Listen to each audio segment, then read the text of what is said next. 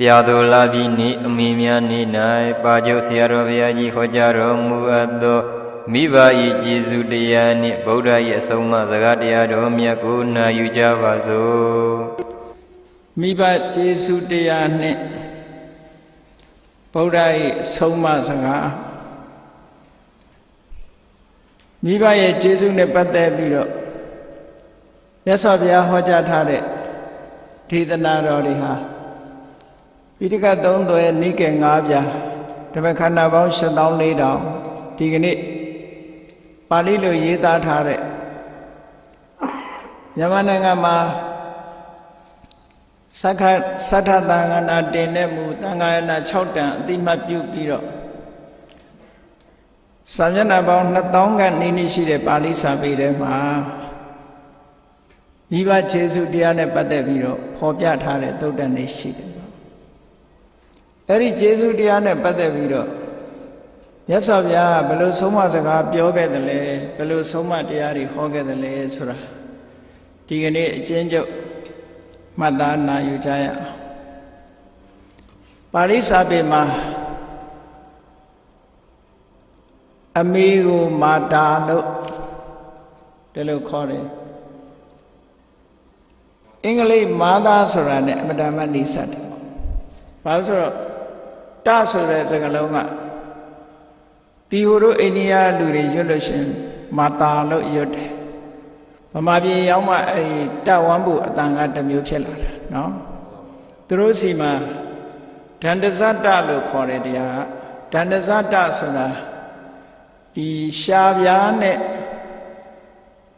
သွားအထက်ထိုးပြီးတော့ရွတ်လို့ထွက်လာတဲ့အတန်မျိုးပုံစံနဲ့ရွတ်လို့ရှင်တဆိုတဲ့အတန်ပဲဗမာတွေရွတ်တဲ့တဆိုတဲ့အတန်လို့ပဲရှားပြားနဲ့အထက်သွားပြားထိပြီးတော့ရွတ်ရတယ်အဲ့ဒီကထွက်ပေါ်လာတဲ့အတန်မျိုးဆိုလို့အဲ့တော့အင်္ဂလိပ်စကားမာသားဆိုတာနဲ့အမတန်မှတူတယ်လို့ပြောအောင်နော်ဘာဖြစ်လို့ဒီလိုတူတာတော့တိုက်ဆိုင်မှုလားလို့ဆိုတော့တိုက်ဆိုင်မှုမဟုတ်ဘူးဒီအိန္ဒိယနိုင်ငံမှာရှိတဲ့ထွန်းကားခဲ့တဲ့ Indo-Aryan language ဆိုတာအာရီယန်ဘာသာတွေနဲ့ဒီအိန္ဒိယဘာသာတွေဟာဥရောပနိုင်ငံဘက်ကိုပြန့်နှံ့ပြီးတော့သွားတာတမိုင်းကြောင်းကိုကြည့်မယ်ဆိုရင်ဒါကို Indo-Aryan language လို့ခေါ်တာဒါကြောင့်မလို့နီးစပ်တယ်စကားလုံးနဲ့တော်တော်နီးစပ်တယ်မာသားဆိုတဲ့စကားလုံးရဲ့အရင်းအမြစ်ကိုရှာကြည့်မယ်ဆိုရင်တော့ဒီအင်္ဂလိပ်လိုအရင်းအမြစ်ကိုရှာဖွေထားတဲ့ဖွင့်ဆိုထားတဲ့ dictionary တွေကိုကြည့်မှပဲသိနိုင်မယ်အဲ့တော့ပါဠိလိုမာတာဆိုတဲ့စကားလုံးရဲ့အဓိပ္ပာယ်ကိုပါဠိစာပေကဖွင့်ဆိုတာတော့ပုတ္တံမာနေတိတိမာတာလို့အဓိပ္ပာယ်ရပုတ္တံသာသမီကိုဗုဒ္ဓလို့ဆိုရင်ပဲလို့သမီးပါဆုံးလို့တာတရားပါဠိစာပေမှာဒီလိုပဲစကားလုံးဟာအနဲ့အတင်နဲ့ပေါင်းထားတယ်တိုးအောင်လို့လုပ်ထားတဲ့စကားလုံးဗုဒ္ဓံသာသမီကိုမာနေတိချစ်ခင်မြတ်နိုးတတ်၏ချစ်ခင်မြတ်နိုးတတ်သောကြောင့်မာတာလို့အဲ့တော့ပါဠိစာပေကလာတဲ့မာတာဆိုတဲ့စကားလုံးဟာသာသမီပေါ်မှာချစ်ခင်မြတ်နိုးတတ်တဲ့လူသားတူမိခင်တို့ဒီလိုဆိုတာနော်သူများပေါ်တော့သူချစ်ချင်မှချစ်မှာပေါ့သို့တော့မိမိရင်မှာဖြစ်ပွားတဲ့သာသမီပေါ်မှာသူချစ်ခင်တယ်ဆိုတာသိချတယ်မေတ္တာတုတ်မှာဆိုလို့ရှိရင်လေအလုံးမေတ္တာတုတ်ကြားဘူးနေကြတာဆိုတော့မေတ္တာတုတ်မှာမာတာယထာနိယံဗုဒ္ဓမာယုတာဧကဗုဒ္ဓမနုရခေလို့မြတ်စွာဘုရားကဥပမာအနေနဲ့ဟောထားတယ်မိခင်တူဟာတဲ့တဝိသောမိမိရဲ့ရင်သွေးယရနာကိုအသက်ပေးပြီးတော့ဆောင်းရှောက်ကာကွယ်တယ်အဲ့ဒီမိခင်ရဲ့ချစ်ခင်မြတ်နိုးမှုဟာတဝိသောသားသမီးပေါ်မှာစုပြုံရောက်ရှိနေသလိုတတ္တဝါအလုံးတွေပေါ်မှာမိခင်ရဲ့မေတ္တာသူ့ရင်သွေးပေါ်မှာထားသလိုထားနိုင်အောင်ကြိုးစားပါလို့မြတ်စွာဘုရားဟောတယ်မေတ္တာထားဖို့နားလည်အောင်လို့ပြောတဲ့စကားတခု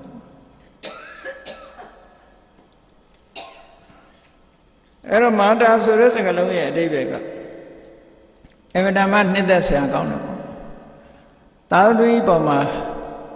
ချစ်ခင်မြတ်လို့တတ်လို့မာတာလို့ခေါ်တာတခါပိတာဆိုတဲ့စကားလုံးရဲ့အဓိပ္ပာယ်ပိတာလည်းပနဲ့ဖဆိုတာအလွန်နီးတာပဲတခါပကိုဖလို့ရထားရှိတယ်ပေါ့ဒါကြောင့်မို့ father ဆိုတဲ့အင်္ဂလိပ်စကားနဲ့နီးပြန်ရောသူလည်းတော်ထူးဆန်းတဲ့ဒီစကားလုံးတွေကလူသားတွေကတစ်ချိန်တစ်ခါတုန်းကလူသားမျိုးနွယ်တွေဟာအနေဝေးသွားကြလို့ဘာသာစကားတွေဝေးกว่าအရင်ကဖြစ်တဲ့အမေအဖေခေါ်တာကြတော့တော်ကုန်နီးစပ်ကြတယ်ပေါ့မြန်မာလူမျိုးတွေကအမေလို့ခေါ်တယ်လို့ဘုန်းကြီးတို့တီဟိုနေတဲ့အခါကျတော့တီဟိုကသားသမီးတွေကသူတို့အမေကိုအမေလို့ခေါ်တယ်ဒီကတော့ပေါ့ခေါ်လိုက်တာအမေလို့အမေလို့ခေါ်တယ်ဟိုကအမေလို့ခေါ်တယ်အဲ့ဒါတော့ပဲกว่าတယ်နော်ပါဠိမှာလည်းပဲအမဆိုတဲ့စကားလုံးရှိတယ်အဲ့တော့တရုတ်စကားမှာလည်းပဲအမဆိုတာရှိသေးတာပဲနော်အမေကိုပြောတာလေအဲ့တော့ဒီအမေဖေဆိုတာခေါ်တာဟာလူဘာသာစကားမှာဒါပထမဆုံးပေါ်တဲ့ဘာသာစကားလို့ပြောလို့ရတာပေါ့လူတွေကဒီပြင်စကားလုံးမပြောခင်ကအမေဖေဆိုတဲ့စကားလုံးကိုအရင်ပြောမှာပေါ့သူနဲ့အနိစ္စဆုံးကိုကျန်တာတွေကအတွေ့အကြုံရမှတ်တမ်းတင်ပြီးတော့ပြောနေကြတာစကားလုံးတွေဖြစ်ပေါ်လာပုံကစိတ်ထဲမှာရှိတာထုတ်ပြီးတော့ပြောကြတာအဲ့တော့ပိတာဆိုတဲ့ပါဠိစကားလုံးဟာလည်းပဲ Indo-Aryan language ဆိုတော့ father ဆိုတာပိတာလာတယ်လို့ပြောလို့လည်းရတာပဲသူ့ရဲ့ definition ကိုတော့ပါဠိစာပေမှာပုဒ္ဒံပါတိရက္ခတိတိပိတာမိမိရဲ့သားသမီးကိုစောင့်ရှောက်ကာကွယ်တတ်တယ်ဟုတ်တယ်လူအဖွဲ့အစည်းထဲမှာဆိုရင်အမေကချစ်ခင်မြတ်လို့တဲ့အဖေရဲ့တာဝန်ကကာကွယ်စောင့်ရှောက်တယ်ပေါ့ဒါတကယ်လူအဖွဲ့အစည်းထဲမှာအဖေလှုပ်တဲ့ပုဂ္ဂိုလ်ကဘေးကအန္တရာယ်ကိုကာကွယ်စောင့်ရှောက်ရတာမိခင်လှုပ်တဲ့ပုဂ္ဂိုလ်ကချစ်ခင်မြတ်လို့ပြီးသားသမီးနဲ့အတူနေတာအဖေဆိုတာအတူနေကြမှနေမယ်သို့တော့အန္တရာယ်မရောက်အောင်သူကဥဆောင်ပြီးတော့ကာကွယ်စောင့်ရှောက်ရတယ်အဲ့ဒါလို့လူသားတယောက်လူဘဝရောက်လာတဲ့အခါမှာပထမဆုံးတွေ့ရတာတော့အမေနဲ့အဖေပဲပေါ့ကျန်တာတွေကနောက်မှတွေ့တာလေအဲ့တော့အခုလူသားမျိုးနွယ်တယောက်လူလောကရောက်လာတယ်ဆိုတာကောင်းကင်ဘုံကနေခုန်ဆင်းပြီးတော့ရောက်လာတာမဟုတ်ဘူးမိခင်ရဲ့ဝမ်းထဲမှာသရေတီးပြီးတော့မှရောက်ရှိလာကြအဲ့သရေတီးပြီးတော့ရောက်ရှိလာတဲ့အခါမှာဘုရားတရားတော်အရာမြတ်စွာဘုရားကလူသားလို့ပဲအချိန်ကစပြီးတော့သတ်မှတ်တုံးဆိုလို့ရှိရင်မိခင်ရဲ့ဝမ်းထဲမှာပထမဆုံးသရေစိတ်ကလေးပေါ်တဲ့အချိန်လေးကိုကလလလို့ခေါ်တယ်ကလလရေကြီးဆိုတာအမတန်သေးတဲ့အဆက်ပြောက်ကလေးမိုက်ခရိုစကုပ်နဲ့မှကြည့်လို့ရတဲ့ substance ပေါ့အဲ့ဒါလောက်ထအောင်သေးတယ်ပေါ့မိုက်ခရိုစကုပ်နဲ့မှကြည့်လို့ရတယ်အဲ့ဒီအသေးလေးထဲမှာဒီလူတွေရဲ့ဘဝစတင်တယ်အဲ့လိုစတင်တဲ့အခါမှာကံတရားရဲ့စွမ်းအားနဲ့အဲ့ဒီကလလလို့ဆိုရယ်ရေကြီးလေးဖွဲ့စည်းပြီးတော့တီးနေတာပရိသေစိတ်ရှိတယ်အဲ့ဒီစိတ်နဲ့ရှင်တွဲလာတဲ့စိတ်ကိုမိဖြစ်တဲ့နန္တရားတွေရှိတယ်အခြေခံယုံမျိုးစိတ်က30ရှိတယ်30ဆိုတာခန္ဓာကိုယ်ရဲ့အခြေခံဖြစ်တဲ့ကာယ body ရဲ့အခြေခံဖြစ်တဲ့ယုတ်က10ယုတ်10ခုအမှန်တန်သေးပြီမဲ့လို့သူ့ရဲ့ဒီသဘာဝတရားတွေဟာပြည့်စုံ10မျိုးလို့ခွဲလို့ရတယ်နောက်တစ်ခါခန္ဓာကိုယ်ရဲ့အသက်သုံးဖို့သွေးသားဖြန့်ဖြူးဖို့တဲ့အမတန်မှအရေးပါတဲ့နှလုံးသားနဲ့ပတ်သက်တဲ့ယုတ်က10ခုပြီးတဲ့အခါကျတော့ဖိုမျိုးစိတ်မာမျိုးစိတ် femininity masculinity လို့ခေါ်တယ်ဖိုမျိုးစိတ်မာမျိုးစိတ်ယုတ်က10ခုအဲ့တော့ယောက်ျားဆိုလို့ရှိရင် masculinity ယုတ်30ယုတ်10ယုတ် မျိုးသမီးဖြစ်မဲ့ပုဂ္ဂိုလ်ဆိုလို့ရှိရင်ဖြစ်မဲ့နီးနဲ့ဒီယုတ်က10ယုတ်အလုံးပေါင်းလိုက်တော့ကလလရေကြီးဆိုတဲ့အထဲမှာ material quality 30ရှိတယ်လို့တွေ့ရခါတာအဲ့ပထမဆုံးမှာ embryology မှာကြည့်ရင်လည်းပဲဒီပုံစံနဲ့ develop ဖြစ်လာတာပဲအဲ့တော့မြတ်စွာဘုရားကဒီဟာကိုလွန်ခဲ့တဲ့နှစ်ပေါင်း2500ခရဲဟောခဲ့တာဒီကနေ့သိပ္ပံဆရာတွေတောင်မှပဲအံ့ဩတုန်လှုပ်အံ့ဩသွားကြတယ်ဒီလိုဟောတာဘာလို့အံ့ဩသွားလဲဆိုဘုန်းကြီးတို့ဘာလဲမြို့မှာအဘိဓမ္မာသင်္นานတော်ဘုရားဂျာမန်ကြီးတယောက်ကမေကွန်မေးကျင်တယ်ဆိုပြီးတော့ချိန်သီးသန့်တောင်းပြီးတော့ဘုန်းကြီးစီလာပြီးတော့မေကွန်မေးတယ်အဲ့သူမေကွန်မေးတဲ့ထဲမှာဒီ embryology နဲ့ပတ်သက်တဲ့မေကွန်လေးတွေမေးတော့ဒါမြတ်စွာဘုရားကိုယ်တိုင်ကလွန်ခဲ့တဲ့နှစ်ပေါင်း2500ကလူဘဝစတင်လာပုံကိုပထမံကလလံဟောတိကလလာဟောတိအဘုဒ္ဓံအဘုဒ္ဓံဇာယတိပေတိနိဗ္ဗတတိခနောဆိုပြီးတော့မြတ်စွာဘုရားဟောထားတာရှိတယ်လို့ဟောတာကတော့လူသားကိုဟောတာမဟုတ်ဘူးလို့ဘလူတကောင်ကမေးခွန်းလာမေးလို့နတ်ဘလူတကောင်ကိုဟောတဲ့တရားစကားပဲလို့လူရဲ့ဘဝဟာကလလရေကြီးကစပဲကလလရေကြီး9ရက်ပြည့်တဲ့အခါကျတော့ပထမံကလလံဟောတိကလလဟောတိအဘုဒ္ဓအဲ့ဒီရေကြီးလေးကအမြုပ်ကလေးတွေဖြစ်လာတယ်ဒါ embryology မှာပုံပြထားတာတွေနဲ့တစ်ထပ်တည်းလို့ပဲကြားတယ်နော်အဘုဒ္ဓဇာယတိပေတိဆိုပြီးတော့အနှစ်ကလေးဖြစ်လာတယ်နောက်တာတိကလေးအနှစ်ကလေးဖြစ်လာနောက်တစ်ပတ်နဲ့သွားတာသူကတခုကိုတစ်ပတ်အချိန်ထားတယ်ယတ္တတတစ်ပတ်စီကလလကယတ္တတတစ်ပတ်အဘုဒ္ဓကယတ္တတတစ်ပတ်ပေတိကယတ္တတတစ်ပတ်အပေတိနိဗ္ဗတတိခနောဆိုပြီးတုံးခဲလေးပြင်းဖြစ်လာခဏပတာခာစာယန္တိအဲ့ဒီအတုံးခဲလေးဖြစ်လာတဲ့နေရာမှာပတာခလို့ခေါ်တဲ့ခက်မှတ်5ပြားဘူးလေး5ခုထွက်လာတယ်ဘူးလေး5ခုဆိုတာလူမှာ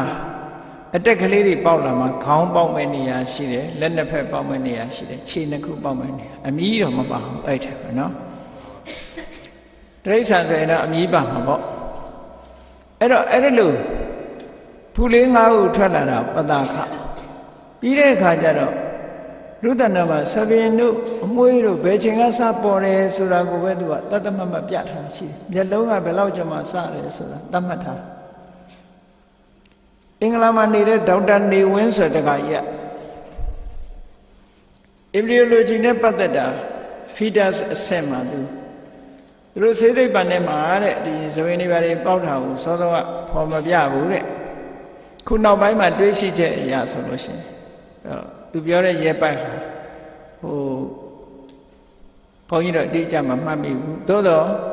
ပါဠိစာပေထဲမှာအထက်ကရာကျမ်းကြတော့ထပ်ပြီးတော့ရှင်းထားတာရှိတယ်အဲ့ဒီရဲပတ်နဲ့ကြိုက်နေတယ်တော့သူပြောလို့ရင်ကတော့လွန်ခဲ့တဲ့နှစ်ပေါင်း2500ကတွေးရှိထားတဲ့အတိုင်းအခုသိပ္ပံဆရာတွေကထပ်တွေးနေပြီဆိုတဲ့အကြောင်းကိုပြောတာဓမ္မယူဟာစာဆောင်ထဲမှာသူဆောင်းမရေးဘူးတဲ့အဲ့ဒီဆောင်းမလေးတောင်ဘုန်းကြီးစီရင်ပေးဘူးတဲ့ပေါ့အဲ့ဒါလို့ embryology နဲ့ပတ်သက်တဲ့စိတ်ဝင်စားစရာတွေပြည်ပြည်ဆိုင်ရာထေရဝါဒဗုဒ္ဓသာသနာပြုတက္ကသိုလ်မှာဆရာဝန်ဒေါက်တာဒေါ်တင်လေးဆိုအမျိုးသမီးတယောက်ဘေးရှရီတန်လုပ်နေတယ်ဘုန်းကြီးတော့သူ့ကိုအဲ့ဒီ embryology နဲ့ပတ်သက်ပြီးရေးပါလို့ Buddhist perspective Buddhist view အရာအဲ့ဒီအကိုကားထောက်ထားနေတယ်embryology in Buddhist perspective ပေါ့အဲ့ဒီပုံစံမျိုးသူရေးဖို့တင်ပြဖို့ပြောတာအခုရေးနေပြီးတော့ပြီးလို့နေအဲ့တော့ဒါတွေကစိတ်ဝင်စားစရာအလွန်ကောင်းတယ်လူသားတွေဟာဒီလိုအစတင်လာအဲ့တော့ပြောချင်တာကတော့မြတ်စွာဘုရားက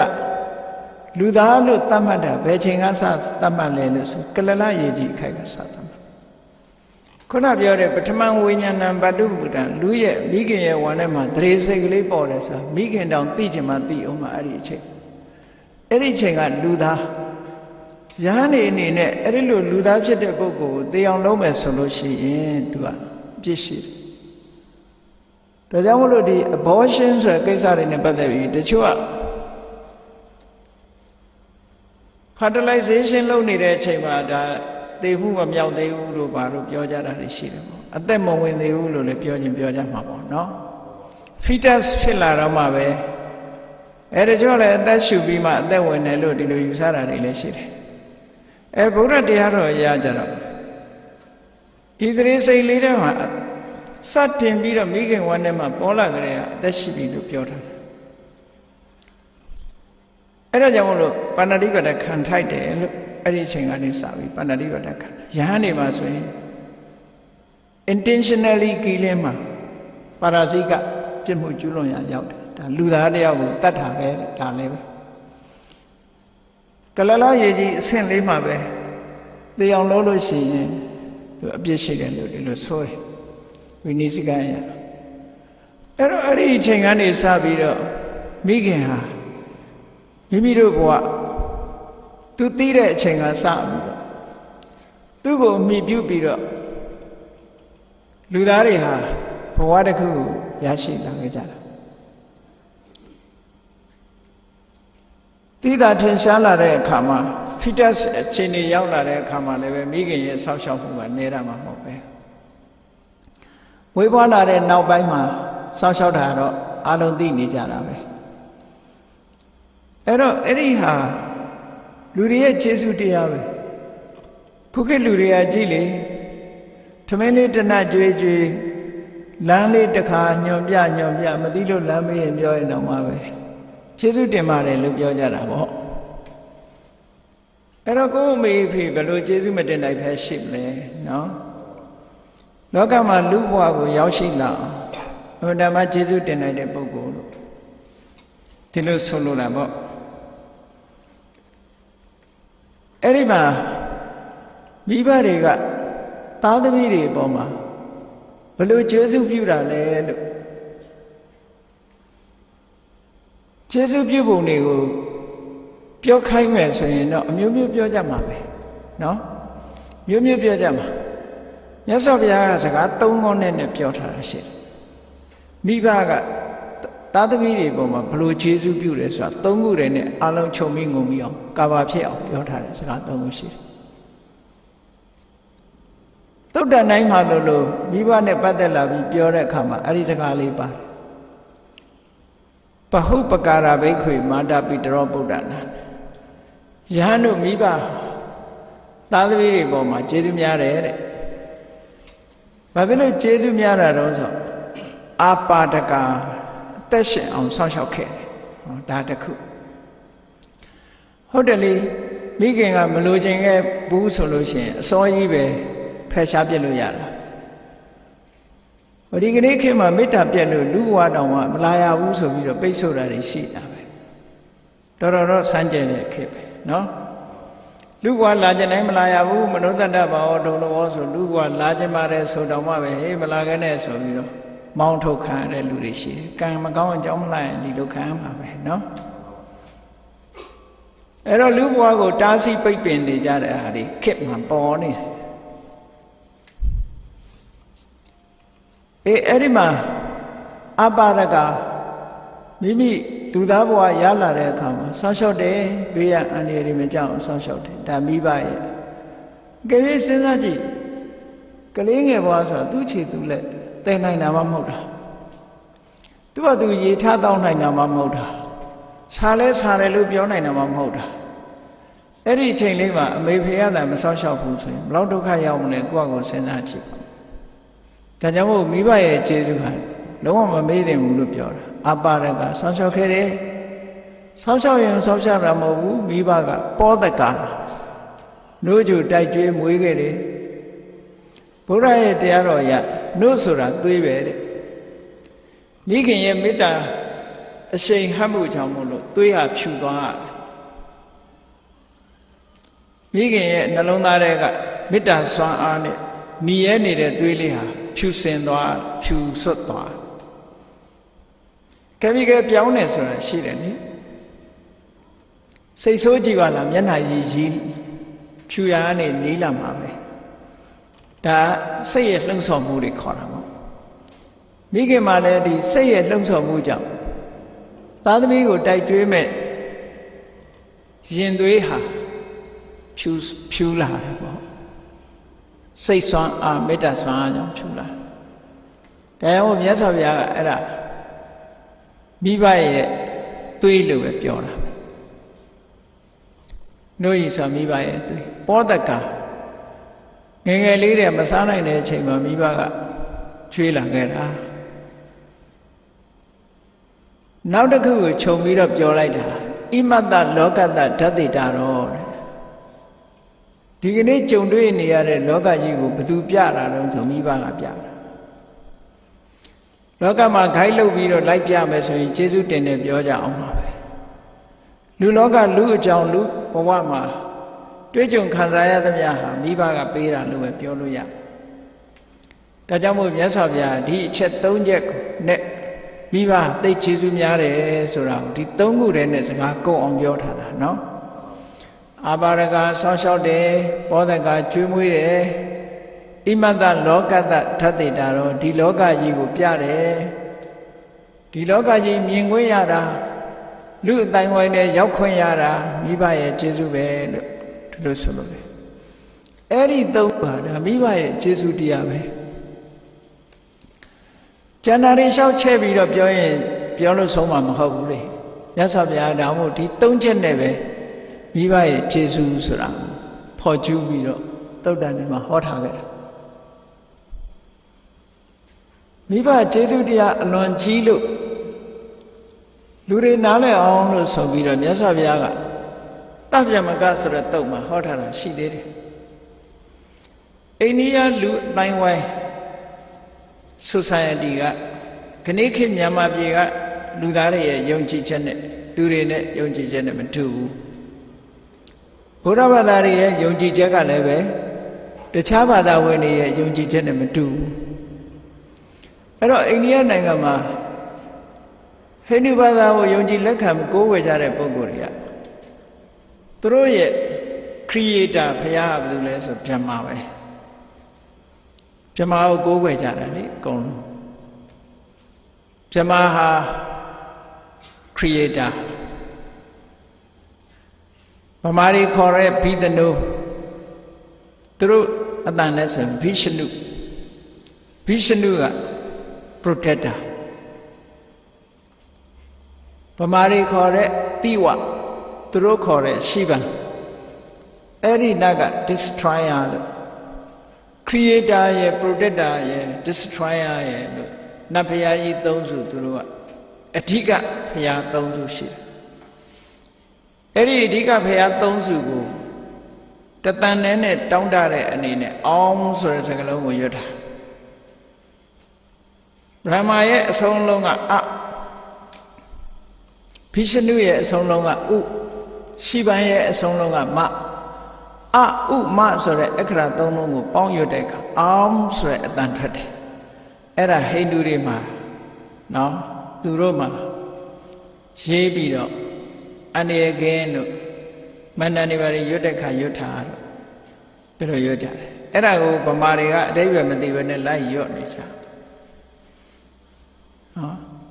မသိရင်တော့မလုပ်သင့်ဘူးပေါ့ဘာဆိုလို့မှလည်းမသိပဲနဲ့နော်အဲ့ဒါတည်းဆိုတာခုခေတ်နိုင်ငံခြားလာတဲ့အင်ကြီးတွေမှာစာတန်းတွေဟိုထိုးတီထိုးထားတာတွေကိုမသိဘဲနဲ့ဝတ်ဘာရေးထားမှလည်းမသိဘူးဒါကြတရားခံဖြစ်နေခက်အဲ့တော့အဲ့ဒီမှာဗြဟ္မာရဲ့ဘိသနုရဲ့စိဝရဲ့အဲ့ဒီမှာမြတ်စွာဘုရားသူတို့အဓိကကိုးကွယ်တာဗြဟ္မာကိုကိုးကွယ်တာအိန္ဒိယလူမျိုးတွေဟိန္ဒူတွေကဗြဟ္မာကိုးကွယ်တာအဲ့ဒါကိုမြတ်စွာဘုရားကလူသားတွေကိုနားလည်အောင်ဟောတယ်ဗြဟ္မာဆိုတာတတ္တဝါတစ်ခုပဲသူကသူသမထကျင့်စဉ်ကျင့်ပြီးတော့သူဘဝတစ်ခုရထားတာကောင်းကင်ဘုံမှာသူကသူနေတာပဲကိုလည်းလုပ်ရင်ရတာပဲကိုလည်းဗြဟ္မာဖြစ်နိုင်တယ်အကျင့်တွေရှိတယ်လမ်းကြောင်းတွေရှိတယ်ကိုလုံးရသူ့ကိုတကိုးရှင်ကြီးဖြစ်လူတွေကလက်ခံပြီးတော့သူဖန်ဆင်းတယ်ဆိုတာ accidentally လူတွေယုံကြည်သွားတာအမှန်တော့မဟုတ်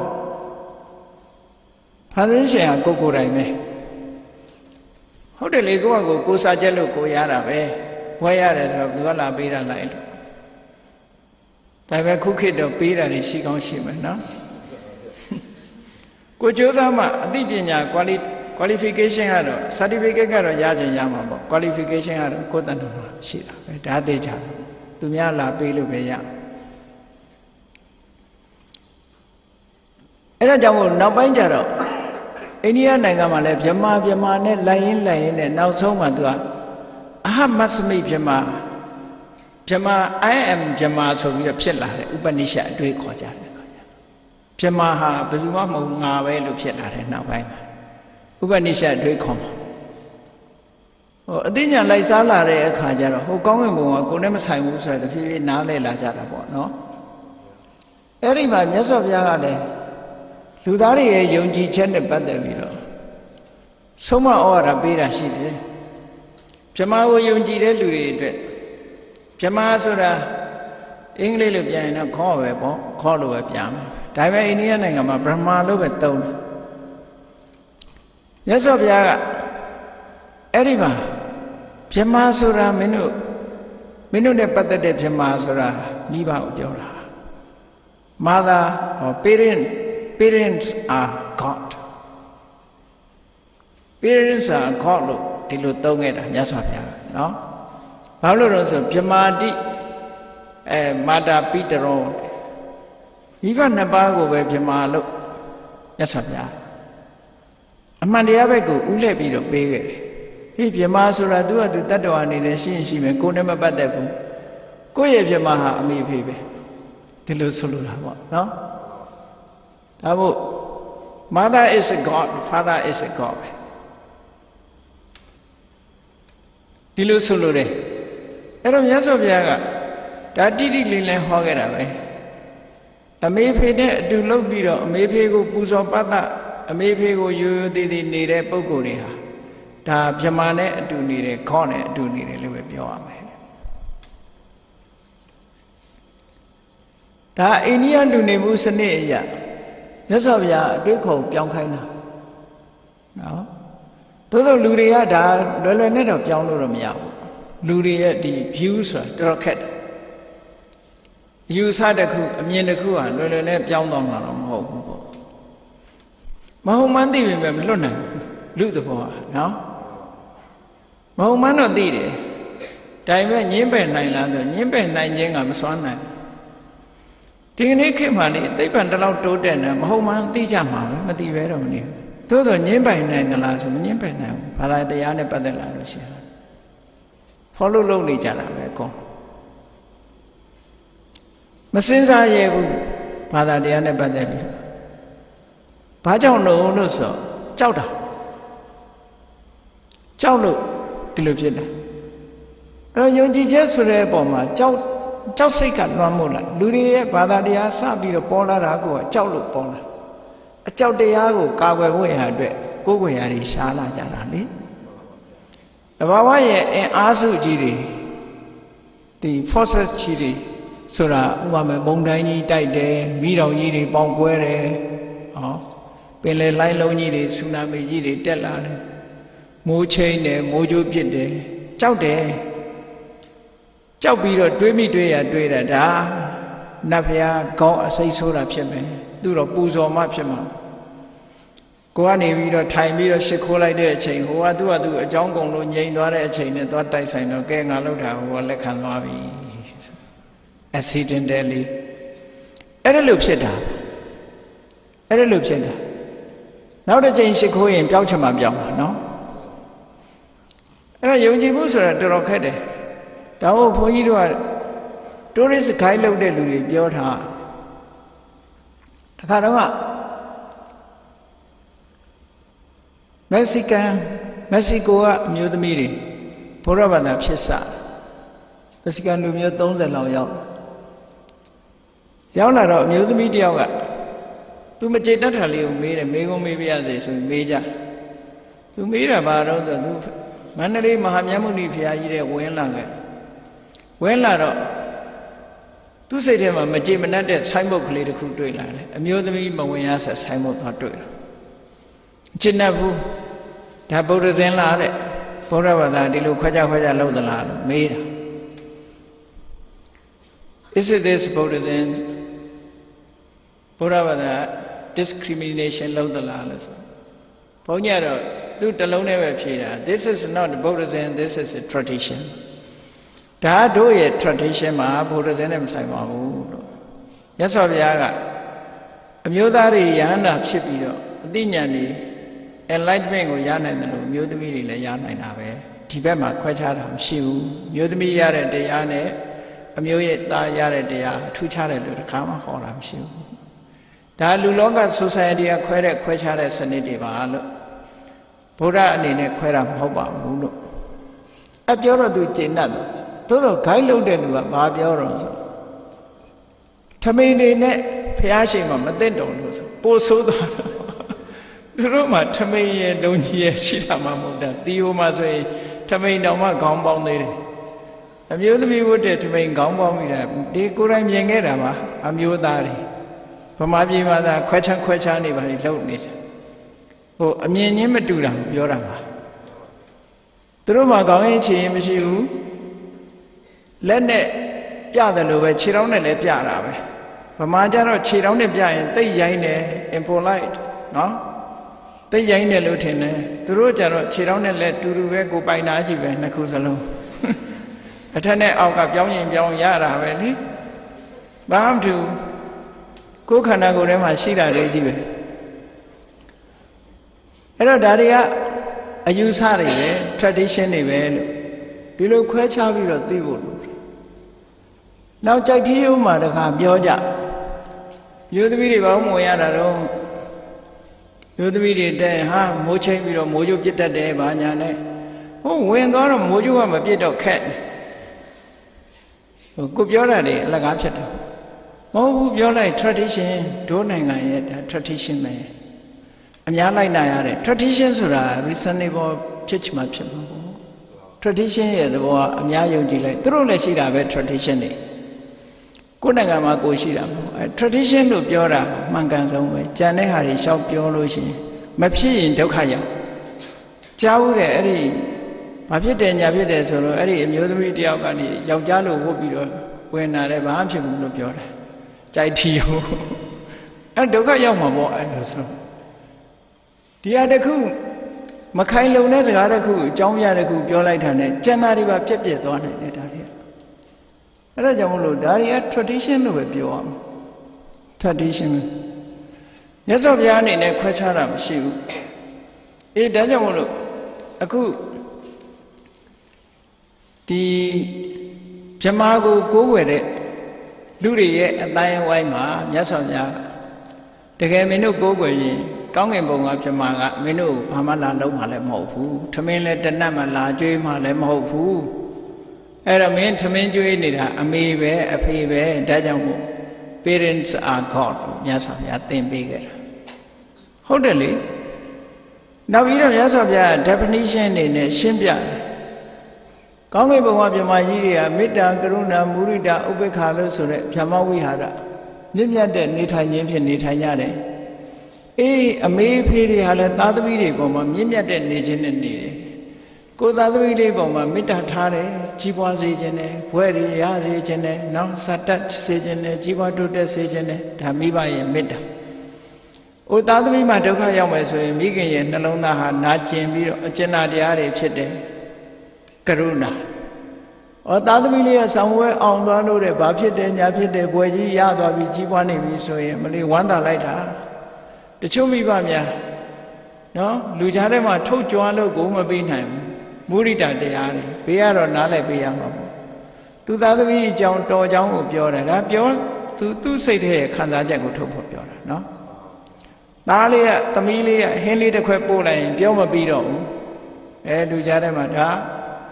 သမီးကပေးထားတာဒါသားကပေးတာနဲ့ဆိုပြီးတော့လူကြားထဲမှာဂုံယူပြီးတော့ပြောလို့ရှိကြတယ်ဒါမိဘရဲ့စိတ်နဲ့စိတ်ထားပဲအဲ့ဒါမုရိဒတရားလို့ခေါ်တယ်သားသမီးကကြီးပွားတိုးတက်သွားလို့သူကသူ အလုံးနဲ့အကိုင်းနဲ့အစဉ်ပြေပြီးတော့ကိုကဘာမှဆောင်းရှောက်เสียမလိုတော့ဘူးဆိုတဲ့အချိန်မှာမိဘတွေကဥပိ္ပခာဆိုတာဖြစ်တယ်အဲ့တော့အချိန်ပိုင်းလေးနဲ့မိဘတွေကသားသမီးပေါ်မှာမေတ္တာဖြစ်တဲ့အချိန်ရှိတယ်ကရုဏာဖြစ်တဲ့အချိန်ရှိတယ်မုဒိတာဖြစ်တဲ့အချိန်ရှိတယ်ဥပိ္ပခာဖြစ်တဲ့အချိန်ရှိတယ်အဲ့တော့ကောင်းကင်ဘုံကမြမကြီးကမေတ္တာကရုဏာမုဒိတာဥပိ္ပခာပွားတယ်ဆိုလို့ရှိရင်သားသမီးတွေပေါ်မှာပွားနေတဲ့ဒီမိဘကသာတကယ်မြမဖြစ်တဲ့နာပေါ့လို့မြတ်စွာဘုရားဒီလိုဟောတာနော်ဟောနောက်တစ်ခုကမြတ်စွာဘုရားကမိဘဆိုတာဟာတဲ့ပထမဆရာဘဝရဲ့ပထမဆရာကျောင်းသွားမှကျောင်းကလူတွေကကျောင်းကဆရာကျောင်းကဆရာလို့အတိမတ်ပြုကျင်တာတကယ်ကတော့ပထမဆရာဟာအမေပဲအဖေပဲ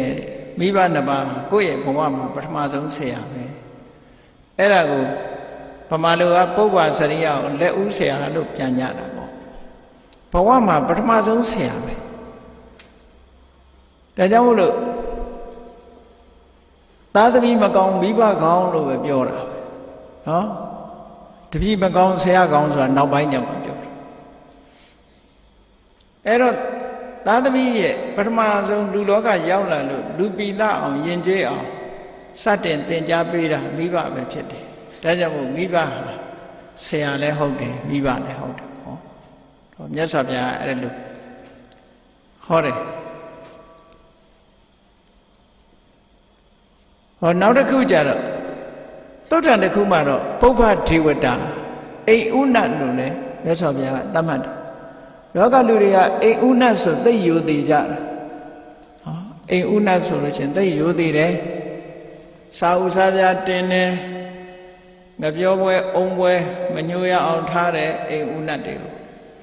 မြတ်စွာဘုရားကအိမ်ဥနတ်ယိုဆိုလို့ရှိရင်ကိုမိဘဟာတကယ်အိမ်ဥနတ်ပဲလို့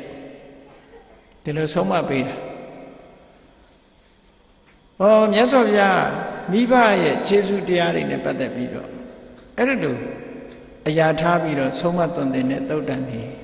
ပါဠိစာပေမှာအထင်ရှားရှိတယ်ပေါ့အဲ့ဒီမှာနောက်ဘာပြောရမလဲလို့ဆိုရင်အဲ့တော့မိဘရဲ့ခြေဆုတရားကိုပြောကြတယ်မိဘခြေဆုမြင့်မို့ဦးလို့ဗမာစကားမှာလေမြင့်မို့တောင်တော့ဘယ်သူမှတော့မြင့်မှုတာမဟုတ်ဘူးအကြီးဆုံးတောင်လို့အမြင့်ဆုံးတောင်လို့ပဲမှတ်ထားပေါ့အဲ့ဒီတောင်ကြီးတဲ့မြင့်တယ်လို့တင်စားပြီးတော့သုံးတဲ့စကားတွေပေါ့အဲ့ဒီမှာမြတ်စွာဘုရားဟောထားတဲ့နေရာမှာမိဘကိုကျေးဇူးဆက်တယ်ဆိုတဲ့နေရာမှာကျေးဇူးဆက်ပုံနှမျိုးပြတာတစ်ခုနှမျိုးပြတာရှိတယ်ဘလောက်ကျေးဇူးဆက်တုံးဆိုအမေဖေကိုချမ်းသာအောင်ထားတာနံပါတ်1ကအမေနဲ့အဖေကိုလက်ဝဲဘက်ပခုံးနဲ့လက်ရဘက်ပခုံးမော့တင်ဒါတော့တာဝန်ယူတဲ့အဓိပ္ပာယ်ကိုပြောတာဖြစ်ပါလေနော်အမေဖေကလည်းပခုံးမော့ထိုင်းနေညောင်းမှာပေါ့နော်တခါတလေစာတွေဟာမက်တာဖောင်းလောက်တာရှိတယ်လေတခါတလေတိုက်ရိုက်မယူရဘူးအဓိပ္ပာယ်ကဖះကိုလည်းဖះကအဖကိုလက်ရပခုံးမော်ထားအမိကိုလက်ဝဲပခုံးမော်တင်ထားအသက်တရားရှိတဲ့သားသမီးဟာအသက်တရားလုံးလှုပ်ကြွေးတောင်မကုန်ဘူးဆိုတာဘာလို့မှမလုပ်ဘဲနဲ့အမေဖေကိုပြုစုတောင်မှပဲမိဘကျေးဇူးကမကုန်ပါဘူးလို့ပြောတဲ့သဘောမျိုးပေါ့နော်နောက်တစ်ခုကဘာတော့ဆိုရင်ကဘာမြေပြင်တစ်ခုလုံးကိုအစိုးရရတနာတွေအလုံးကိုပိုင်ဆိုင်တဲ့ကဘာမြေပြင်ကြီးတစ်ခုလုံးကိုအစိုးရတဲ့အရှင်သခင်ဘုရင်အဖြစ်မိဘကိုတင်မြှောက်ပြီးတော့ကျေးဇူးဆက်တောင်မှပဲမိဘရဲ့ကျေးဇူးကမကုန်နိုင်ဘူးလို့ဒီလိုပြောတယ်ဒါမကုန်နိုင်တဲ့နည်းတွေတချို့လည်းမိဘကျေးဇူးမကုန်တာကိုဘာနဲ့ပြောကြတော့ဆိုမြတ်စွာဘုရားတောင်မှတဲ့တာဝရိန္ဒနတ်ပြည်တက်ပြီးတော့မေရောမိနန္ဒာကိုကျေးဇူးဆက်တဲ့အနေနဲ့အဘိဓမ္မာတရားဟောတယ်တဲ့အဲ့ဒါတောင်မှပဲနှုတ်တလုံးမိုးပဲကြည်သေးတယ်လို့ဘယ်သူကပြောတဲ့စကားမှမသိဘူးစာပေရလာတဲ့စကားမဟုတ်ဘူးနော်တလုံးမိုးနှလုံးမိုးလို့ဘယ်လိုလုပ်ခွဲမှာသတ်မှတ်ထားရင်တော့ခွဲရတာပေါ့နော်ကိုကျေးဇူးဆက်တာကတလုံးမိုးပဲရှိသေးတယ်နောက်တလုံးမိုးဆိုတာတော့ တလုံးကဘလောက်တန်ကြီးရှိတာတော့မော်မှာမူတည်ပြီးပြောအဲ့ဒါလို့မဟုတ်ပဲနဲ့တချို့မကြေဘူးဆိုတာရိုးရိုးမပြောဘဲနဲ့တလုံးဘိုးပဲခြေသေးတယ်ဆိုတော့နောက်တလုံးဘိုးကျန်နေသေးတယ်အတိတ်ပဲရပြီဒါတော့စာလာပြီလားစကားမဟုတ်ပါဘူးတကယ်တော့မဟုတ်ဘူးအဲ့ဒီစကားကလေမြတ်စွာဘုရားကမိဘရဲ့ခြေဆုကိုဆိုက်ရင်ဘယ်လိုနည်းနဲ့ခြေတယ်လဲခုနလိုလှုပ်ကြွေးပြုစုယုံနဲ့မခြေဘူးယာရုအာနာပေးယုံနဲ့မခြေဘူးမိဘကိုလောကီစည်းစိမ်တွေပြေဝပေးယုံနဲ့မခြေဘူးခြေနိုင်တဲ့နည်းရပါတော့လို့ဆိုလို့ရှိရင်ကိုချင်းသီလမပြည့်စုံသေးတဲ့မိဘကိုကိုချင်းသီလပြည့်စုံအောင်တရားတရားမရှိသေးတဲ့မိဘကိုတရားတရားရှိအောင်စွန့်ကြဲမှုမရှိပစ္စည်းဥစ္စာနဲ့ပတ်သက်ပြီးနှမျောတွန့်တိုနေတဲ့မိဘကိုလှူဒန်းအောင်ပညာမရှိသေးတဲ့မိဘကိုပညာရှိလာအောင်အဲ့ဒီလိုဓမ္မဘက်ကကျေးဇူးဆိုင်ရင်ကြည်တယ်လို့မြတ်စွာဘုရားဟောထားတာဘယ်လိုတလုံးဘိုးတွေပါလဲဟုတ်မလဲနော်ဓမ္မနဲ့ကျေးဇူးဆက်မှကြည်မယ်လောကအာမိတလို့ခေါ်တဲ့ပစ္စည်းဥစ္စာနဲ့ကျေးဇူးဆက်လို့တော့မကုန်နိုင်ဘူးတဲ့ဒီလိုဆိုလို့တာအဲ့ဒါလို့မြတ်စွာဘုရားဟောထားတဲ့သုတ်တန်တွေရှိတယ်ပေါ့အဲ့ဒါလို့ကျေးဇူးဆက်လို့ရှိရင်ကြည်တယ်မိဘနဲ့သားသမီးနဲ့ပတ်သက်ပြီးတော့မြတ်စွာဘုရားကအပြန်အလှန်ဂျူတီတွေပေးထားတာရှိတယ်သင်္ဃာလောဝါဒတုံးမှာမြန်မာပြည်မှာတော့သိတဲ့ပုဂ္ဂိုလ်တွေများပါတယ်ဘာလို့လဲဆိုရှေးဆရာတော်ကြီးတွေကကြပြလေးတွေရေးပေးထားကြတယ်မိဘကျင့်ဝတ်တို့သာသမီကျင့်ဝတ်တို့ဆိုပြီးတော့ရေးထားတယ်အဲ့ဒီကြပြတော့လူတိုင်းရမှာဘုန်းကြီးမူရင်းကျမ်းကနေထုတ်ပြီးတော့ပြောပြမိဘဆိုတာအရက်6မျက်နှာနဲ့အရက်10မျက်နှာနဲ့ပြောမယ်ဆိုရင်မိဘအရှိရလို့တင်စားပြီးတော့ပြောတာမိဘတွေကိုအရှိရလို့ဒီလိုထားတယ်အဲ့ဒီတော့အရှိရကိုလည်းလုံခြုံစေရမယ်တောင်ရက်အနောက်အရက်မြောက်အရက်အောက်အရက်အထက်အရက်ဆိုတာဒါတွေကိုလည်းလုံခြုံအောင်နေရမယ်လို့ဒီလိုဖခင်လှုပ်တဲ့ပုဂ္ဂိုလ်ကသင်္ကာလဆိုတဲ့သူ့သားကိုလိမ္မာအောင်ဆုံးမခဲ့တဲ့စကားအဲ့ဒါကိုအရှိရဆိုတာတကယ်နေထွက်တဲ့အရာလို့သူကထင်ပြီးတော့မနေ့တိုင်းထပြီးတော့နေထွက်တဲ့အရာရှ िख ိုးနေလို့မြတ်စွာဘုရားကအဲ့ဒါပြောတာမဟုတ်ဘူးတခါတလေတင်စားပြီးတော့လူကြီးသူမတွေကမှတ်လောက်သားလောက်အောင်ဆုံးမခဲ့တာကိုအတိပ္ပယ်တစ်ခါကျတော့တိုက်ရိုက်သွားကောက်တယ်သွယ်ဝိုက်ယူရမယ့်ဟာကိုတိုက်ရိုက်သွားကောက်တော့အဲ့ဒါလိုမှားမှားယွင်းနေလို့တော့မြတ်စွာဘုရားအဲ့ဒါပြောတာမဟုတ်ဘူးတဲ့အရှိရဆိုတာမိဘကိုပြောတာအဲ့ဒီမိဘကိုမင်းပြုစုလုပ်ကြွေးရမယ်တဲ့မိဘကိုပြုစုလုပ်ကြွေးတယ်ဆိုတာနံပါတ်1ကပတောနေပရိသမိအမေဖေကကိုယ့်ကိုကြွေးခဲ့တယ်ကိုပြန်ကြွေးရမယ်ဒါတောင်းဝန်ရှိတယ်လို့ဆိုလို့ကိုလှုပ်ပေးခဲ့တာကိုပြန်ကိုပေးဆက်တယ်ဆိုတဲ့အဓိပ္ပာယ်ပေါ့အမေဖေကငါ့ကိုပြုစုလုပ်ကြွေးခဲ့တယ်ကြွေးမွေးစောင့်ရှောက်ခဲ့တယ်သူတို့အိုမေးမစွမ်းရှိတဲ့အခါမှာငါပြုစုလုပ်ကြွေးရမယ်ဒါမိဘအပေါ်မှာတတ်သားသမီးတွေဟာဝတ္တရားလို့ဆိုလို့တယ်ကြွေးရမယ်နောက်တစ်ခုကကိစ္စံနေတံဂရိတ္တမိသူတို့ရဲ့ကိစ္စတွေကိုလုပ်ပေးရတာဝန်ယူပြီးတော့လုပ်ပေးရ on behalf နော်မိဘလှုပ်ရှားရှိတယ်မှန်တယ်များကိုလုပ်ပေးရကိုကတာဝန်ယူရမယ်ဒီလိုဆိုလို့တယ်ဟောနောက်တစ်ခုကဘာတော့ဆိုလို့ရှိရင်ကုလဝန္တံထပိတ္တာမိမိဘတွေဆိုတာရှေးတုန်းကဒီကိုယ့်ရဲ့မိသားစုဆိုတာအတိုင်းဝိုင်းလေးတစ်ခုပဲပေါ့မိဘဆိုတာအတိုင်းဝိုင်းလေးတစ်ခုကုလလို့ခေါ်တယ်အဲ့ဒီမျိုးရိုးဆိုတာဟိုရှေးတုန်းကတော့အမတမထိမ့်သိမ်းဆောင်ရှောက်တယ်ထိမ့်သိမ်းဆောင်ရှောက်လေးရှိကြတယ်မြန်မာပြည်မှာတော့အဲ့ဒါသိပ်ပြီးတော့အလေးမထားတဲ့သဘောရှိသွားတယ်ကိုရီးယားတို့ဂျပန်တို့တရုတ်တို့ကြီးလိုက်လေသူတို့မှာမိဘမျိုးရိုးတွေရှိတယ်လီကွမ်ယူဆိုရင်လီဆိုတာအဲ့ဒါသူတို့မျိုးရိုးပဲသူလီဆိုရင်လီအုပ်စုပဲနောက်ကြောက်ဆိုရင်ကြောက်အုပ်စုပဲနော်မောင်းဆိုရင်မောင်းအုပ်စုပဲရှိတယ် ကိုရီးယားတွေလည်းတူတူပဲရှေ့ကအုပ်စုလေးတွေရှိတယ်အိန္ဒိယနိုင်ငံမှာဆိုလည်းဒီလိုစာနိမ်ခေါ်တာပေါ့နော်အဲ့ဒီလိုအုပ်စုလေးတွေရှိတယ်အဲ့ဒါကိုအမျိုးတွေနဲ့ပတ်သက်လာလို့ရှိရင်သူတို့မျိုးရိုးမှာလိုက်နာကျင့်သုံးရမယ့်ဓလေ့ထုံးတမ်းစင်လာတွေရှိတယ်အဲ့ဒါတွေကိုမဖောက်မချက်ရဒီမျိုးရိုးမှာလိုက်နာကျင့်သုံးရမယ့်ဟာတွေကိုလိုက်နာကျင့်သုံးရမယ်အမျိုးအနွယ်ဆိုတာလူမအမျိုးချက်မှာအယိုးလို့ဒီလိုပြောကြတယ်မြန်မာပြည်မှာတော့သိပြီးတော့အမျိုးတံမိုးမထားကြတော့ဘူးတံမိုးမထားဘူးဒါမို့စားနေဆိုတာလည်းမရှိဘူးကိုမဲ့ကျင်မဲ့အခုမှဇုံတုတ်ကားတွေလို့ဟောပေါင်းဆက်တရားပေါင်းဆက်နေဗမာပြည်မှာဟိုနာမည်တွေကြည့်လိုက်လို့ရှိရင်လည်းမျိုးရိုးကပျောက်တယ်မျိုးရိုးကပျောက်နေဟိုကပေါင်းထားပေါင်းတယ်ပေါင်းထားတာလေအဲ့ဒီပြင်လူမျိုးတွေကြတော့သူတို့အမျိုးချင်းမှမျိုးမတူရင်မရဘူးထိမ့်သိမ်းဆောက်ရှောက်တယ်သူတို့မှာအစင်လာကြီးတစ်ခုထိမ့်သိမ်းဆောက်ရှောက်ဗမာမှာတော့အဲ့ဒီဟာမရှိဘူးဒါမို့လို့နိုင်ငံသားတွေကိုနားလည်အောင်ပြောတာတော်တော်ခက်တယ်စာနေဟာ first name လည်းမရှိဘူး middle name လည်းမရှိဘူးဗမာမှာဒီတိုင်းပဲတန်းပြီးတော့ရေးချလိုက်ရတာပဲနိုင်ငံသားသွားတဲ့ခါကျရင်သူတို့ဘာတော့အဲ့ဒါ first name ကဘာလဲဗမာမှာတော်တော်ခက်တယ်ဥဝင်းတော်ဝင်းဆိုဟိုကလည်းဝင်းဒီကလည်းဝင်းမယ်တော့အဲ့ဒါလို့ဒီမှာမျိုးရိုးအစွဲလမ်းမထားဘူးဆိုရင်တခါတခါကျတော့ကိုယ်ကစကိုင်းတိုင်းပြောရတာပေါ့အေးတို့ဗမာပြည်က freedom ပေါ့ခလို့ချင်တာလုပ်လို့ရတယ်ပို့ပြီးတော့ဆိုတာတော့ဘုန်းကြီးတွေပရိတ်ရွတ်ပြီးဆိုလို့ရှိရင်နော်တစားထောင်ရွတ်ကြဟိုအစားဒီအစားဟိုကရွတ်ဒီအရွတ်နဲ့အဲ့တော့တစားထောင်ပရိတ်ညီအောင်မရွတ်နိုင်ဘူးဗမာဘုန်းကြီးဒီပြည့်ဘုန်းကြီးတွေဒီနားနိုင်ငံတွေအကုန်သွားကြည့်ကုန်ညီတသန်နဲ့ထွက်လာ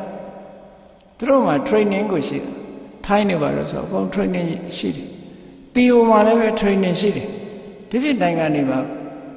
ပရိတ်ရွတ်တယ်ဆိုတညီတယ်ဗမာပြည်မှာညှိတယ်မရဘူးတစားထောင်နှစ်စားထောင်နဲ့အဲ့တော့ဘုန်းကြီးတော့မတတ်နိုင်ဘူးဟိုကမညီတော့လာကဲရင်မကဲရင်နဲ့တို့နိုင်ငံ free style လို့မင်းတို့နိုင်ငံလွတ်လပ်တယ်လို့မင်းတို့အကုန်လုံးမင်းတို့လိုလမ်းရိုးကြီးတိုင်းသွားတာမဟုတ်ဘူးလို့တို့နိုင်ငံအားလုံးဟာ free ပဲလို့အဲ့ဖြစ်တဲ့ဘက်ကတော့ဂုံယူရတာပေါ့ခုနကအလျှော့တော့ပေးလို့တော့မရဘူးအဲ့ဒီလူတွေဗမာပြည်မှာမျိုးလည်းပဲ free ပဲအကုန်လုံးနော်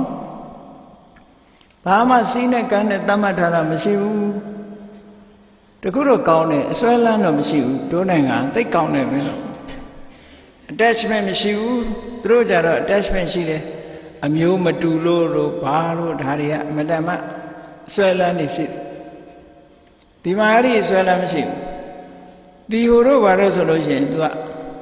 ဘုရားဘာသာနိုင်ငံဖြစ်ပေမဲ့လို့သီရိလင်္ကာနိုင်ငံမှာဇက်ခွဲခြားမှုကရှိတယ်ဒါမို့ဒီဟိုမှာတန်ခါဂိုင်း၃ဂိုင်းရှိတယ်အဓိကဂိုင်းကြီးက၃ဂိုင်းရှိတယ်ရှာမဏိကာယဆိုရယ်ရှမ်းဂိုင်းရဲ့မြန်မာပြည်ကသွားတဲ့အမရပူရဏိကာယအမရပူရဂိုင်းရဲ့နောက်ပဲခူးကသွားတဲ့ရာမညဏိကာယရာမညဂိုင်းရဲ့ဂိုင်း၃ဂိုင်းရှိတယ်ဗမာပြည်ကသွားတာ2ခုတိရိုးရရသွားတာ1ခုအဲရိုးရရသွားတဲ့ရှမ်းဂိုင်းကသူစမ်းမြင့်မှလက်ခံသူတို့စီမှာလည်းပဲဇက်ခွဲခြားမှုရှိတယ်ဇက်နှိမ်ဆိုရင်လက်မခံဘူးသူတို့ထဲမှာသူတို့ချင်းချင်းကြတော့သိတယ်ဇက်မြင့်လို့ဇက်နှိမ်လို့နာမည်မဲ့ကြတဲ့ကသူတို့မှမဲ့ရတယ်ဘယ်လိုမဲ့တုံးဆိုရင်ဇက်နှိမ်နေဆိုရင်ဒါသဆိုတဲ့နာမည်ထည့်မဲ့ဒါမို့ကရုဏာဒါသတို့ဘုန်းကြီးတို့ဒီမှာသွားပြီးတော့ကျောင်းတက်တုန်းကဒီ post graduate မှာ director ဆရာကြီးကကရုဏာဒါသလို့ခေါ်တယ်ဒါသဆိုတာဇက်နှိမ်အဲနာယကဆိုလို့ရှိရင်တော့ဇက်မြင့်သူကအဲ့ဒီမဲ့ကျင်နိုင်မဲ့လို့မရဘူးဒါသမျိုးကဒါသမျိုးပဲမဲ့လို့ရတယ်နာယကမျိုးပဲမဲ့လို့ရတယ်ဗန္ဒရနာယကတို့ဘာနာယဒိဋ္ဌနာယကတို့ဆိုတာတွေကသူ့နာမည်နဲ့သူမဲ့ရတယ်မျိုးရိုးတိုင်းသွားရတယ်သူတို့အခုခေတ်တော့သိပြီးတော့မလိုက်ကြဘူးနည်းနည်းခိုးမဲ့တယ်လို့ကြားဘူးတဲ့ခုလိုမျိုးရိုးဖြောက်ပြီးတော့ဒါပေမဲ့လို့သူတို့ကသိကြတယ်သူတို့နိုင်ငံမှာလဲဘုရားဘာသာဖြစ်ပေမဲ့လို့ဒီဟိုနိုင်ငံမှာဇက်ခွဲကြမှာအိန္ဒိယမှာတော့ပို့ဆိုးတယ် ဇန်နေတဲ့ပုဂ္ဂိုလ်တွေကအန်တတ်ချေပေါ့မထိရမကန်ရတဲ့လူမျိုးတွေလူချင်းတောင်ထိရင်တနာတယ်ဆိုအဲ့ဒါလိုယူဆတာဒါတကယ်အစ်စ်ပဲ950ထဲမှာဆိုဒိဋ္ဌမင်္ဂလိကနဲ့မာတင်ကဇာလန်းနေရှိတယ်လေတကယ်ကိုအန်တတ်ချေပေါ့ပဲသူတို့ကနေ့ခေတ်ကိုရှိနေတော့မယ်အဲ့တော့ဗမာပြည်မှာတော့ကံကောင်းတဲ့ဘောဒါတွေမရှိတာနာယကမဲ့ဒါဆမဲ့ဗမာပြည်ကိုကြိုက်တယ်လို့မဲ့ကြတယ်နော် free တခုအပြည့်တော့ကောင်းတော့ကောင်းတယ်အတိယမှမရှိဘူးတခါတော့ကဘုန်းကြီးတို့ရှိနေတော့ကပရိမဒါဆသမတာကြီးကရွေးကောက်ပွဲကနေနိုင်လာတော့ UP ပါတီကပရိမဒါဆသမတာနာမည်ပရိမဒါဆဆိုတာပေမဓာတပဲပေမဆိုတာချစ်ခင်မြတ်လို့တော့ဓာတကျွန်လို့အဓိပ္ပာယ်ရတယ်နော်တော့တခါတော့သူကမိန်ကုန်းပြောတယ်သူကသမတာတဲ့သမတာဖြစ်သည့်အတွက်ကြောင့်သူကတိုင်းသူပြည်သားတွေကို service လုပ်ပါတယ်ပေါ့သူက service လုပ်တယ်ဒါမို့လို့ပြည်သူရဲ့အလုပ်အကျွေးဆိုပြီးတော့သူကအဲ့ဒီလိုနာမည်အဓိပ္ပာယ်ဖွင့်တယ်တကယ်တော့သူကတိုင်းပြည်ရဲ့အကြီးအကဲနာယကဖြစ်သည့်ကြောင့်သူ့ကိုတကယ်ခေါ်တဲ့နာတော့ပရိမနာယကလို့ခေါ်ရမယ်လို့သူကပြောတယ်ဟိုင်းသမတာကြီးအဲ့လိုပြောတာသူကစကားပြောလွန်ကောင်းတယ်အဲ့ဒီလိုသူ့ရဲ့မူလနာမည်ကတော့ပရိမဒါဆပဲပရိမဒါဆအဲ့နာမည်တွေကလည်းတခါတခါကျတော့သတင်းစာတွေကမှန်အောင်မရေးတတ်တဲ့အခါကျတော်တော်ခက်တယ်ဇေယဝဒနာဆိုတာပါဠိစကားနဲ့ဆိုရင်ဇေယဝဒနာအဲ့သူ့ရဲ့အရင်သမတာကဇေယဝဒနာအဲ့ဒါကိုအင်္ဂလိပ်လိုစလုံးပေါင်းထားတယ်အင်္ဂလိပ်စလုံးနဲ့ဒီဇေယဝရဏဆိုတဲ့စကားလုံးကိုပဲပေါင်းထားတယ်အတန်ထွက်တော့ဇေယဝရဏလို့ထွက်ရမယ်ဗမာပြည်ရဲ့သတင်းစာတွေထဲရေးတော့ဘယ်လိုရေးတော့ဆိုဂျာယာဝါရီနေလို့ရေးထားတယ်အဲ့ဒါမှဝေးတယ်အဓိပ္ပာယ်လည်းမရှိတော့ဗန္ဒရာနာယကကိုဗန္ဒရာနိုင်ကေးလို့ရေးတယ်နော်အခုဟိုထဲမှာပကံကဖရာတဆူရေးထားတာအပေယတနာလို့ရေးထားအပေဆိုတဲ့စကားလုံးကတော့တကယ်တော့မကောင်းဘူးအပါယအပေပဲနော်အပေငရဲကြတယ်တကယ်တော့အမှန်ကတော့အဘေယရတနာသီအိုရီကဒီကနေ့ဖတ်တဲ့အခါအဘေရတနာလို့ဖတ်တယ်သူတို့အဘေရတနာဆိုတာအဘေယရတနာပဲဘေးကင်းတဲ့ယရနာလို့ဒီလိုအဓိပ္ပာယ်ရအဲ့ဒီအဓိပ္ပာယ်နဲ့ရေးတာမှဲ့တဲ့စကားလုံးကိုအဓိပ္ပာယ်တွေပြက်ပြီးတော့အပေယတနာဖြစ်သွားတယ်လို့ပဲသူတို့စီမှာတီယိုမှာသွားကြည့်လို့ရှိရင်ခဏိထီဒီနာမည်တွေမှဲ့တော့မယ်အဘေရတနာလို့မှဲ့တယ်ဝိဇယကိုဝိချေလို့မှဲ့တယ်ခေါ်တယ်သူတို့ကဝိချေကုမာရတုံငါဆိုတာအဲ့မှာရုပ်ရှင်မင်းသားပဲဟောအဲ့ဒါလူတွေရှိတယ်ပေါ့အဲ့တော့စကလုံးတွေကလည်းသူကနဲ့သူဆိုရင်တော့အဓိပ္ပာယ်ရှိတယ်အေးဗမာပြည်မှာတော့ဒီကနေ့ခေတ်မှဲ့လိုက်ကြတဲ့နာမည်တွေဟာဘာနာမည်မှန်းကိုမသိဘူးဘာနာမည်မှန်းမသိဘူးစလုံးပေါင်းတွေကလည်းတော်တော်ထူးဆန်းတဲ့ဟာတွေနော်တော်တော်ထူးထူးဆန်းဆန်းစိတ်ကူးကတော့လည်းကောင်းကြတာပဲနော်အဲ့ဒါလို့လွတ်လွတ်လပ်လပ်ကြီးနေပြီးတော့လွတ်လွတ်လပ်လပ်တွေးခေါ်ပြီးလွတ်လွတ်လပ်လပ်ပညာသင်ပြီးတော့ဆိုရင်တော့လည်းတစ်မျိုးတော့ကောင်းတာပေါ့နော်အဲ့တော့သို့တော်လည်းပဲလူတွေမှာအခုမိဘတွေကကြည့်နေကုလဝန္တောကုလဝန္တန်ထပိတ္တာမိကိုယ်မျိုးရိုးထိမ့်သိမ်းဆောက်ရှောက်မယ်ဆိုတာတော့ရှိရမယ်မရှိဘာမှကြံမှာမဟုတ်တော့ကိုယ့်ရဲ့မျိုးရိုးဆိုတာထိမ့်သိမ်းဆောက်ရှောက်တဲ့နေဒါအစွဲလမ်းမဟုတ်ဘူးလောကီနဲ့လောကုတ္တရာမတူဘူးလောကီနဲ့လောကုတ္တရာမတူဘူးလောကုတ္တရာကျတော့ free ပဲလောကီကျတော့ထိမ့်သိမ်းဆောက်ရှောက်ရတယ်ဒါတွေကထိမ့်သိမ်းဆောက်ရှောက်အောင်မယ်အဲ့တော့မို့ဆိုရင်ဗမာဆိုတာပျောက်သွားမှာပေါ့ထိမ့်သိမ်းဆောက်ရှောက်မှုမရှိရင်ပျောက်သွားဒါကြောင့်မို့မိဘတွေက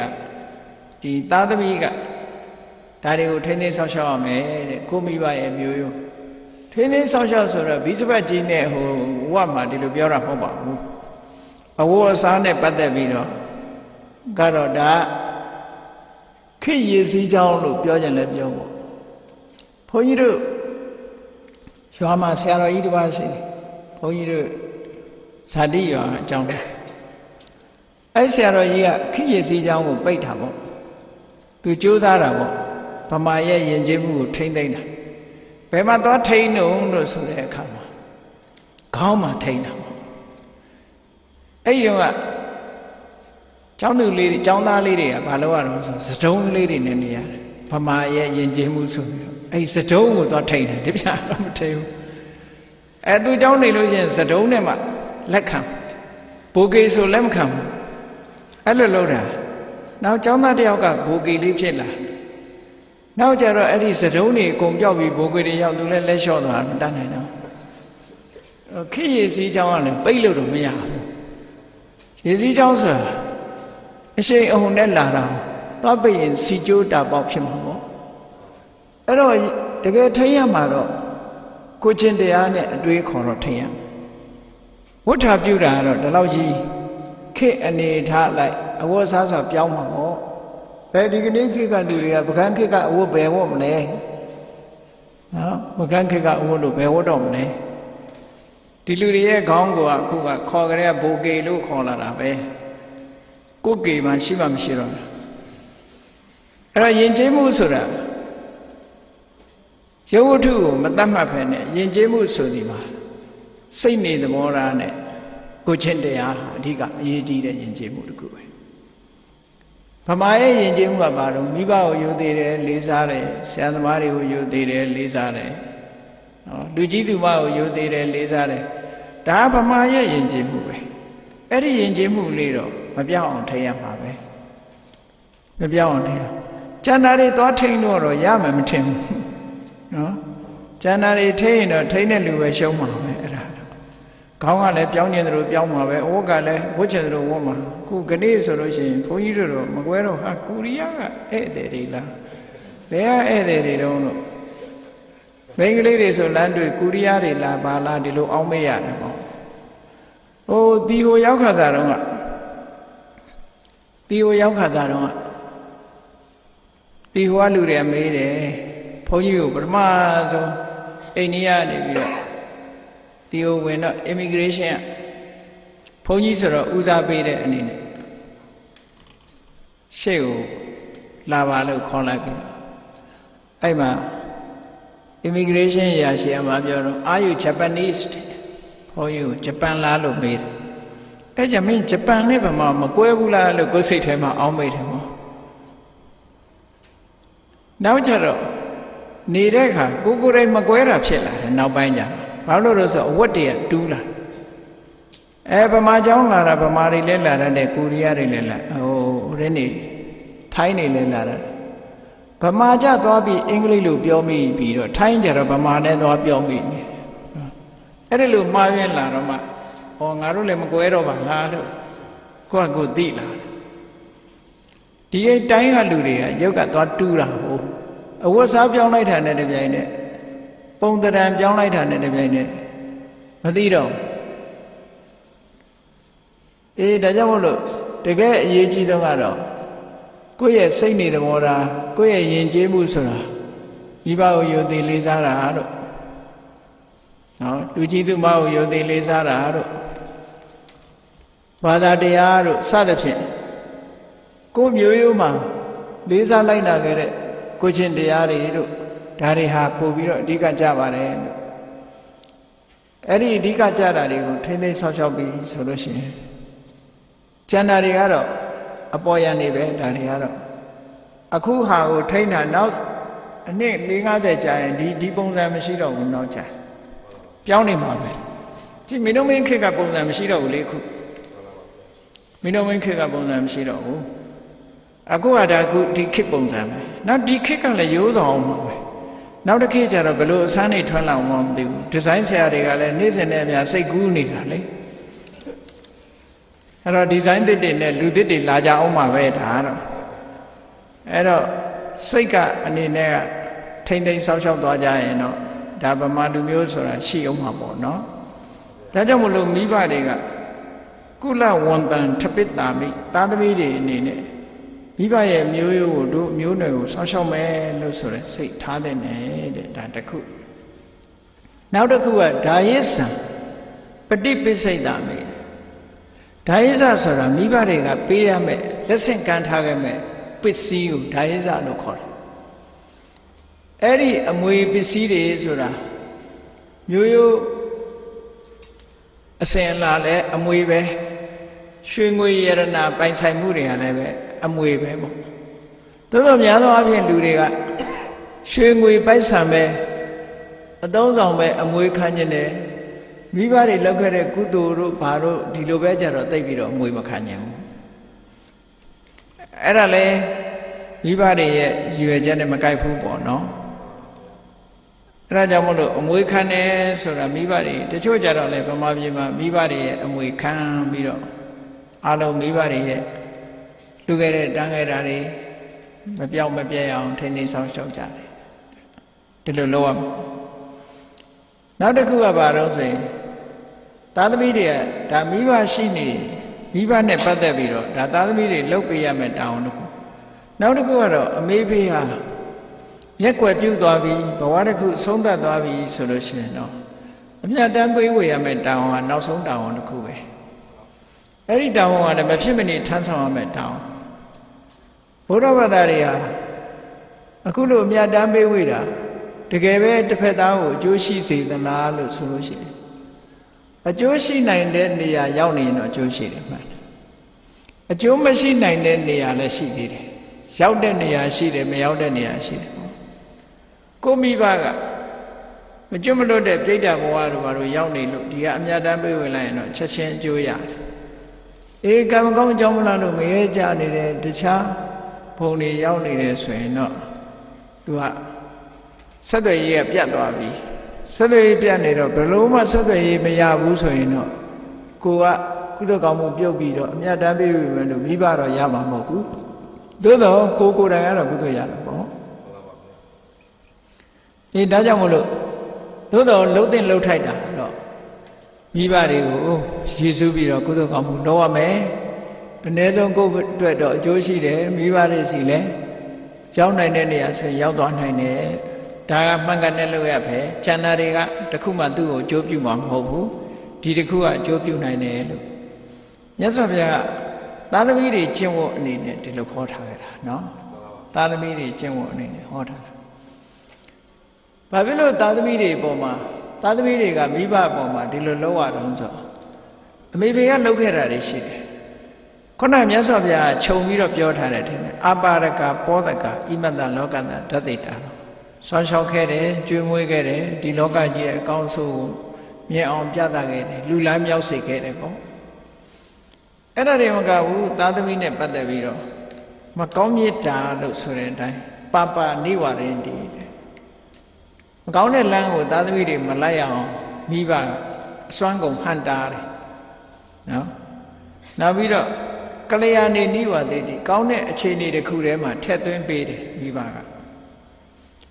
သိပ္ပံဥက္ကနာပေတိ